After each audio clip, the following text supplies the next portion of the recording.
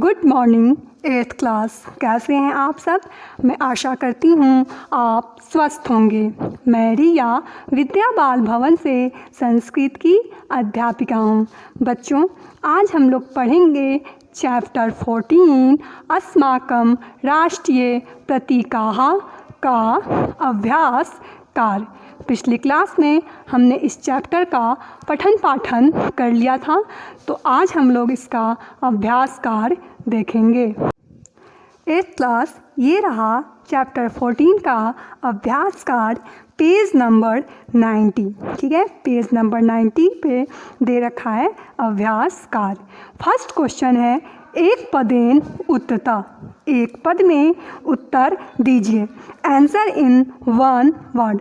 First है अस्माकं राष्ट्रीय पंछी कः अस्ति। हमारा राष्ट्रीय पंछी कौन है, या हमारा राष्ट्रीय पंछी क्या है? तो हमारा राष्ट्रीय पंछी कौन है? मयूरा। मोर है तो क्या हो जाएगा? मयूरा इसका आंसर। सेकंड है, राष्ट्रगानम कः अलिखत। राष्ट्रगान को कौन लिखे हैं? कौन लिखा है? रविंद्रनाथ ठाकुर। राष्ट्रगान को रविंद्रनाथ ठाकुर ने लिखा है। राष्ट्रीय पशु कः। राष्ट्रीय पशु कौन है? राष्ट्रीय पशु क्या है? क्या है? व्याघ्र। ठीक है, बाघ जो है वो क्या है? हमारा राष्ट्रीय पशु। जलस्य शुद्धता प्रतीका का। जल की शुद्धता का प्रतीक क्या है? गंगा जलम। गंगा का जल जल की शुद्धता का चिन्ह या प्रतीक है। चित्रपक्ष पक्षिया का। ठीक है, चित्रपक्ष चित्रित पंख वाले पंछी क्या है या कौन है? चित्रित पंख वाले पंछी कौन है? कौन है बच्चों? मयूरा। मयूर जो है वो चित्रित पंख वाला पंछी है। अब है क्वेश्चन नंबर सेकंड है, पूर्ण वाक्येन उत्तरता। पूर्ण वाक्य में उत्तर दीजिए। Answer in complete sentence. First है, कस्य शरीरम स्वर्णाभं भवति। अस्माकं राष्ट्रीय पशुः व्याघ्र शरीरम स्वर्णाभं भवति। हमारा राष्ट्रीय पशु जो बाघ है उसका शरीर स्वर्ण यानी कि सोने के समान होता है।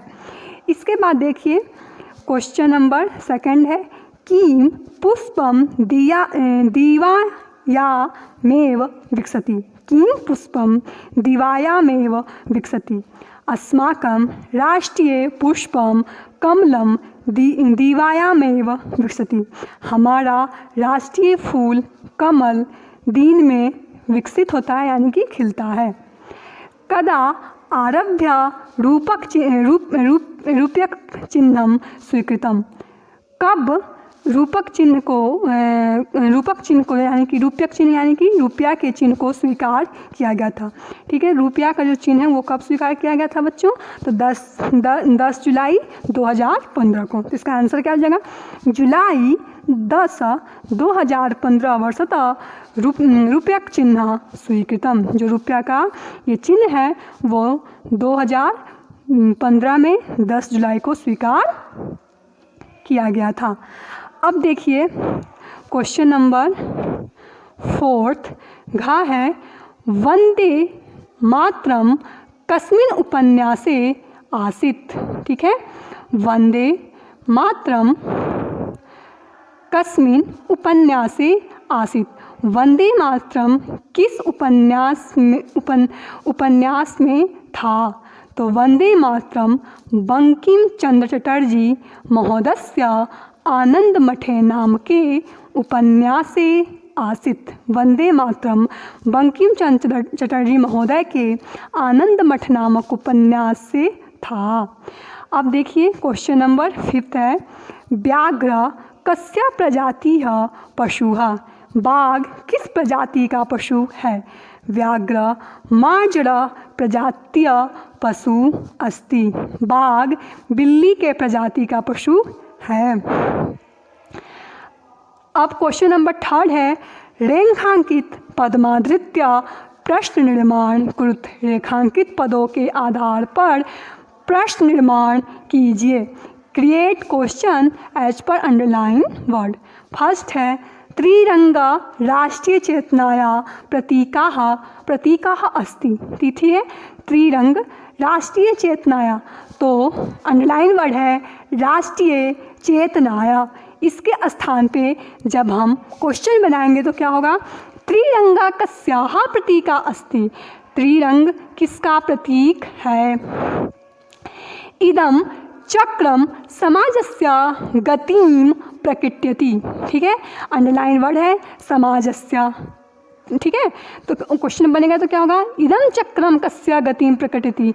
यह जो चक्र है वो किसके गति को प्रकट करता है। इसके बाद है तो किसकी गति को प्रकट करता है, समाज के गति को। व्याघ्रस्य शरीरम कृष्ण वर्ण पट्टिकाभिः सुसज्जितं भवति। व्याघ्रस्य यानी कि बाघ का शरीर कृष्ण वर्ण के पट्टी से भी क्या होता है, सुसज्जित होता है। तो अंडरलाइन वर्ड है कृष्ण वर्ण पट्टिकाभिः। ठीक है, अंडरलाइन वर्ड ये है। तो क्वेश्चन बनाएंगे तो क्या होगा, व्याघ्रस्य शरीरम काभिः सुसज्जितं भवति। ठीक है, व्याघ्रस्य शरीरम काभिः सुसज्जितं भवति। इसके बाद है आम्रमं फलानां राजा अपि कथ्यते। ठीक है, कथ्यते आम्रम, तो आम्रम के स्थान पे क्या हो जाएगा, किम फलानां राजा अपि कथ्यते। क्या फलों का राजा भी, किम फलानाम, फलों का राजा किसको या क्या है। ठीक है, किसको कहा जाता है, तो क्या हो जाएगा या इसका आंसर आम्रम। आम को क्या कहा जाता है, फलों का राजा। इसके बाद एक कमलम अस्माकं राष्ट्रीयम पुष्पम अस्ति। ठीक है, कमलम, अब अंडरलाइन वर्ड क्या है, जैसे आम्रम था तो आम्रम के स्थान पे क्या हो गया, कीम हुआ ना। तो उसी प्रकार कमलम है तो कमलम के स्थान पे क्या हो जाएगा, कीम। अस्माकं राष्ट्रीयम पुष्पम अस्ति। ठीक है, क्या हमारा राष्ट्रीय पुष्प है, तो क्या हमारा राष्ट्रीय पुष्प है बच्चों, कमलम। ठीक है, क्या है, कमलम, कमल हमारा राष्ट्रीय पुष्प है। इसके बाद है संस्कृत पदानाम मूल शब्दा विभक्ति वचनम च लिखत। ठीक है, संस्कृत पदों के मूल शब्द विभक्ति और वचन को लिखना है। फर्स्ट है समाजस्य। समाजस्य का मूल शब्द क्या है, समाज, विभक्ति षष्ठी और वचन है एक वचन। सेकंड है आम्रस्य। आम्रस्य का मूल शब्द है आम्र, विभक्ति षष्ठी वचन एक वचन। इसके बाद है सर्वकारेण। सर्वकारेण का मूल शब्द है सर्वकार, विभक्ति तृतीया वचन एक वचनम। शिखरेषु। शिखरेषु का मूल शब्द है शिखर, विभक्ति सप्तमी वचन बहुवचन। नागरिका नाम। नागरिका नाम का मूल शब्द है नागरिक, विभक्ति षष्ठी और वचन बहुवचन। भारते। भारते का मूल शब्द है भारत, विभक्ति सप्तमी और वचन एक वचन। अब है क्वेश्चन नंबर 5 है अधोलिखित पदानाम संधि विच्छेदम कुरुत। संधि विच्छेद कीजिए, डिस्जॉइन द वर्ड्स। फर्स्ट है तथैव। तथैव का कार्य संधि विच्छेद करेंगे तो क्या हो जाएगा, तत् जमा एव। इसके बाद है कमलम अतीव। कमलम अतीव का जो संधि विच्छेद क्या होगा, कमलम जमा अतीव। ठीक है, इसके बाद है श्वेतम अपि। श्वेतम अपि। श्वेतम अपि का जब संधि विच्छेद करेंगे तो क्या हो जाएगा, श्वेतम जमा अपि। इसके बाद है घ है तस्य ऐव। तस्य ऐव तो क्या हो जाएगा, तस्य जमा ऐव। इसके बाद है सबसे लास्ट है इति, इत्यु उक्त्वा। इत्यु उक्त्वा। ठीक है, तो इसमें क्या हो जाएगा, इति जमा उक्त्वा। ठीक है, तथैव का क्या हो जाएगा संधि विच्छेद, तत् जमा एव। कमलम अतीव का कमलम जमा अतीव। श्वेतम अपि का श्वेतम जमा अपि। तस्य ऐव का तस्य जमा ऐव। और इति उक्त्वा का इति जमा उक्त्वा। तो बच्चों अब देखते हैं हम लोग पेज नंबर 92। पेज नंबर 92 पे आपका क्रियाकलाप है, उस क्रियाकलाप को देखते हैं।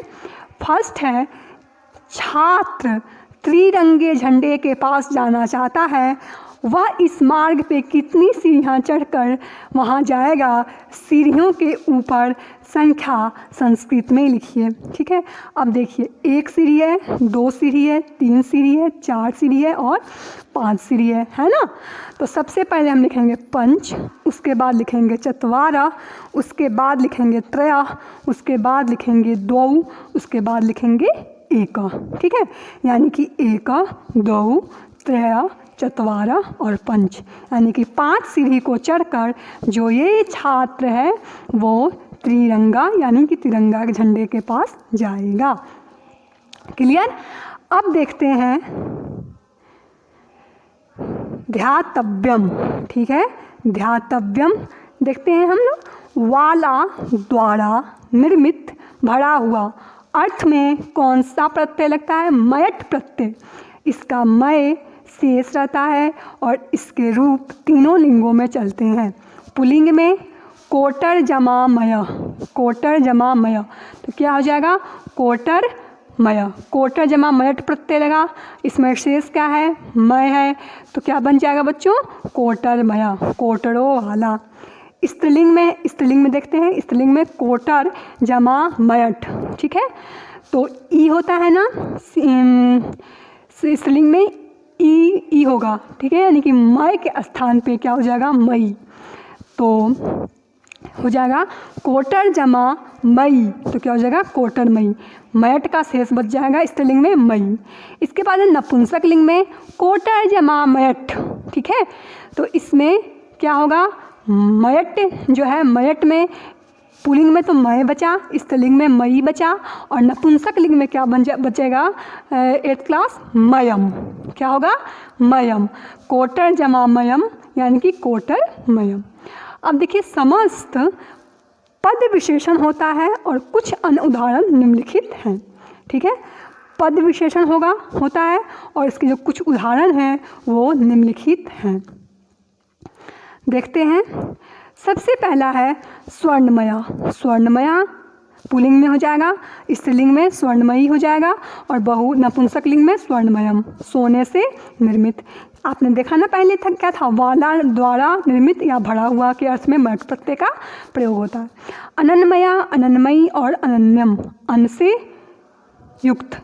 तंतुमया, तंतुमयी, तंतुमयम, धागों से बना। जलमया, जलमयी, जलमयम। ठीक है, जलमया पुल्लिंग में, जलमयी स्त्रीलिंग में और जलमयम नपुंसक लिंग में, जल से भरा। जीवाणुमया, जीवाणु जीवाणु होगा बेटा, वो जीवाणु नहीं होगा, जीवाणुमया, जीवाणुमयी, जीवाणुमयम, जीवाणुओं से युक्त।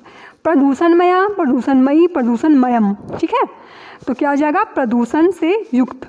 दुर्गंधमया, ठीक है, दुर्गंधमया है। ठीक है, दुर्गंधमयी भी हो सकता है और दुर्गंधमयम भी हो सकता है। ठीक है, दुर्गंध से युक्त।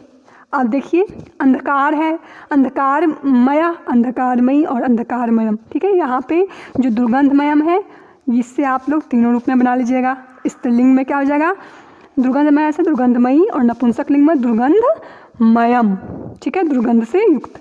अब देखिए अंधकारमयी, अंधकारमयम दे रखा है और पुल्लिंग आपको बनाना है, अंधकारमया हो जाएगा। ठीक है, तो अंधकारमया, अंधकारमयी और अंधकारमयम, अंधकार से युक्त।